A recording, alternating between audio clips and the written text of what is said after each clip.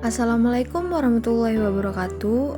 Perkenalkan, saya Cindi Mariska dengan NIM 2215091. Di sini saya ingin menjelaskan tentang persepsi dalam komunikasi antar pribadi.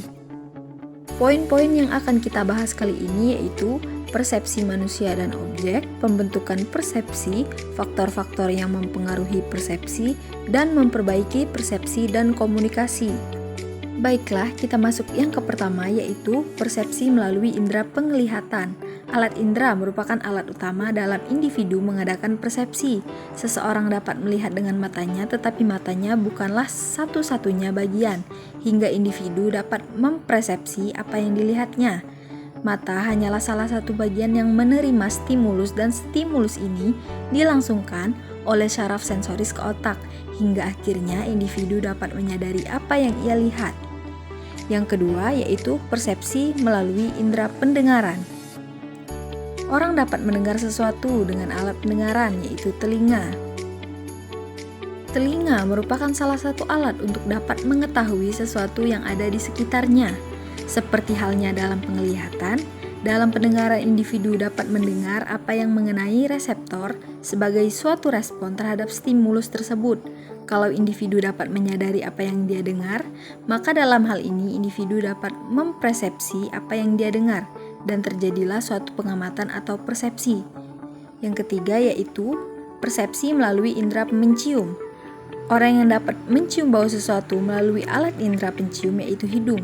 Sel-sel penerima atau reseptor bau terletak dalam hidung sebelah dalam.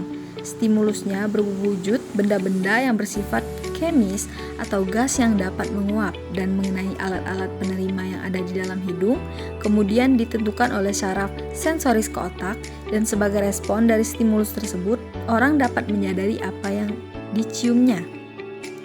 Yang keempat yaitu persepsi melalui indera pengecap. Indera pengecap terdapat di lidah. Stimulusnya merupakan benda cair. Zat cair itu mengenai ujung sel penerima yang terdapat pada lidah, yang kemudian dilangsungkan oleh syaraf sensoris ke otak, hingga akhirnya yang dapat menyadari atau mempersepsi tentang apa yang dikecap itu. Dan yang terakhir, persepsi melalui indera peraba. Indera ini dapat merasakan sakit, rabaan, tekanan, dan temperatur.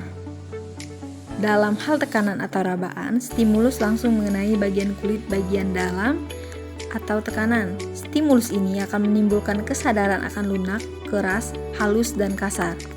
Yang akan kita bahas kali ini yaitu pembentukan persepsi. Proses pembentukan persepsi dimulai dengan penerimaan rangsangan dari berbagai sumber melalui panca indera yang dimiliki. Setelah itu diberikan respon sesuai dengan penilaian dan pemberian arti terhadap rangsangan lain. Setelah diterima, rangsangan atau data yang ada diseleksi.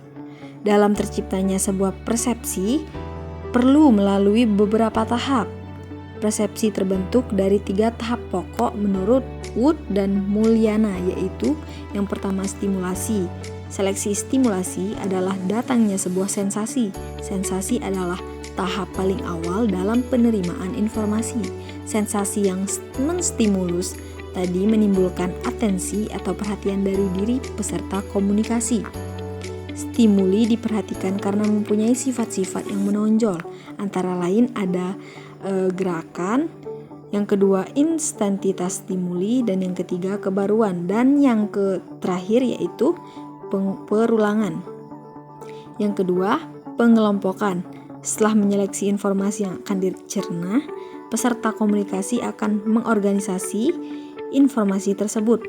Pengorganisasian tersebut dengan cara mengelompokkan informasi terhadap pengertian yang dimiliki si peserta komunikasi tersebut. Pengelompokan ini dibuat untuk persiapan proses selanjutnya yaitu interpretasi atau penilaian informasi atau pesan. Dan yang ketiga, interpretasi evaluasi. Proses selanjutnya adalah penginterpretasian dan evaluasi. Kedua proses ini tidak dapat dipisahkan. Pada tahap ini terjadi pembentukan kesimpulan. Tahap ini bersifat sangat subjektif dan dipengaruhi berbagai faktor yang personal. Yang keempat yaitu penyimpanan. Hasil interpretasi dan evaluasi yang telah dilakukan sebelumnya akan disimpan ke dalam memori peserta komunikasi tersebut, sehingga pada suatu saat mereka dapat memakai kembali interpretasi tersebut di waktu yang akan datang. Dan yang terakhir yaitu mengingat kembali atau recall. Suatu saat mungkin seseorang memerlukan kembali interpretasi yang pernah ia lakukan sebelumnya. Pada tahap ini, hasil interpretasi tersebut menjadi pembendaraan bagi dirinya dan menjadi sumber referensi skemata kognitif yang baru. Faktor-faktor yang mempengaruhi persepsi. Faktor-faktor yang mempengaruhi persepsi ada 3 macam, yaitu faktor penerima, faktor situasi, dan faktor objek. Faktor penerima adalah seorang individu mengamati individu lain dan mencoba untuk memahami individu tersebut. Pemahaman ini pasti tidak akan lepas dari penilaian terhadap karakteristik, konsep diri, nilai, dan sikap, pengalaman di masa lampau, serta harapan-harapan yang diharapkan para individu tersebut. Dan yang kedua, faktor situasi. Faktor situasi dalam proses persepsi dapat dipilah menjadi 3, yaitu seleksi, kesamaan, dan organisasi. Dan yang ketiga, faktor objek. Dalam proses persepsi, objek yang diamati individu adalah individu lain. Ciri-ciri yang terdapat pada diri objek tertentu akan sangat mempengaruhi pembentukan persepsi terhadap objek tersebut. Ciri dalam diri objek yang dapat mempengaruhi terbentuknya persepsi aneh. Yang pertama, keunikan suatu objek. Orang yang memiliki keunikan pada dirinya akan sangat mudah untuk dipersepsikan keberadaannya. Materi yang terakhir yaitu memperbaiki persepsi dan komunikasi. Cara untuk meningkatkan persepsi ada 10 macam, yaitu yang pertama membuka wawasan. Membuka wawasan bisa dilakukan dengan membaca banyak hal. Dengan adanya wawasan yang luas, kita juga bisa memperluas persepsi kita pada saat menerima suatu masalah. Yang kedua, melihat masalah dari banyak sisi. Hampir mirip dengan membuka wawasan, cara meningkatkan akurasi persepsi yaitu dengan melihat masalah dari banyak sisi. Yang ketiga yaitu menghindari membaca isi pikiran orang lain. Kita mungkin kadang berusaha menerka-nerka apa yang dipikirkan orang lain, padahal sebenarnya belum tentu orang tersebut memikirkan apa yang kita khawatirkan. Yang keempat yaitu menghindari menganggap orang lain adalah kita.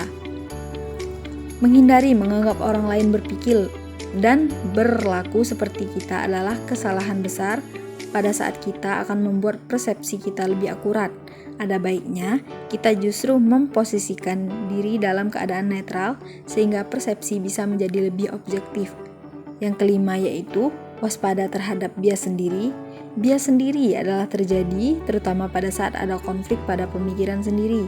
Istilah yang biasa dikenal adalah terjadinya konflik batin.